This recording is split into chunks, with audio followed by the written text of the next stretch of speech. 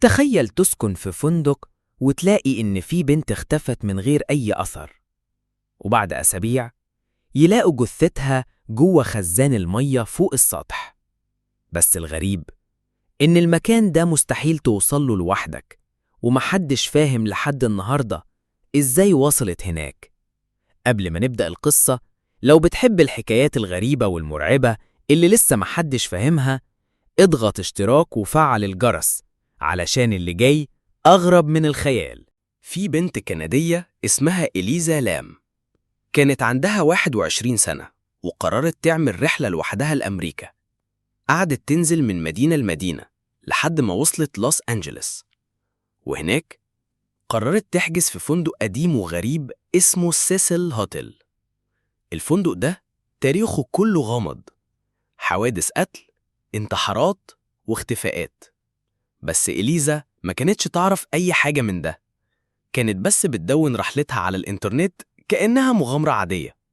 لكن اللي حصل ما كانش عادي خالص. بعد أيام قليلة من وصولها اختفت. محدش شافها ولا أصحابها قدروا يوصلوا ليها، ولا حتى الشرطة لقت أي أثر ليها. بس بعدها بأيام حصلت حاجة غريبة جدا.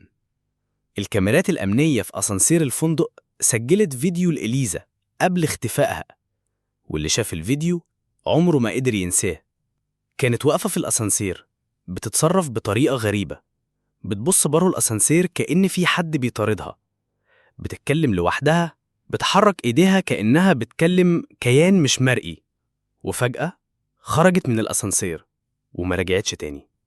الشرطة فضلت تدور عليها لمدة أسبوعين ومحدش لقاها، لحد ما الضيوف في الفندق بدأوا يشتكوا من إن المية لونها غريب وطعمها أغرب. الشرطة طلعت تشوف خزانات المية اللي فوق السطح، وهناك لقوا جثة إليزا عايمة جوه واحد من التنكات.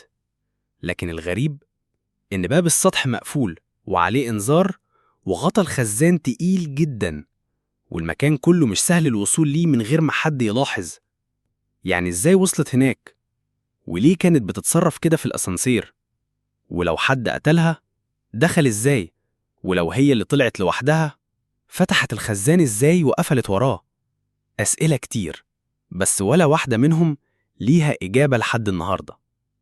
قضية إليزا لام فضلت لسنين لغز، وناس كتير قالت إن الموضوع فيه حاجة ما وراء الطبيعي، وناس تانية قالت إنها كانت بتمر بحالة نفسية. بس الحقيقة محدش يعرفها غير إليزا والسطح اللي ابتلعها. تابعني علشان اللي جاي أغرب وأخطر.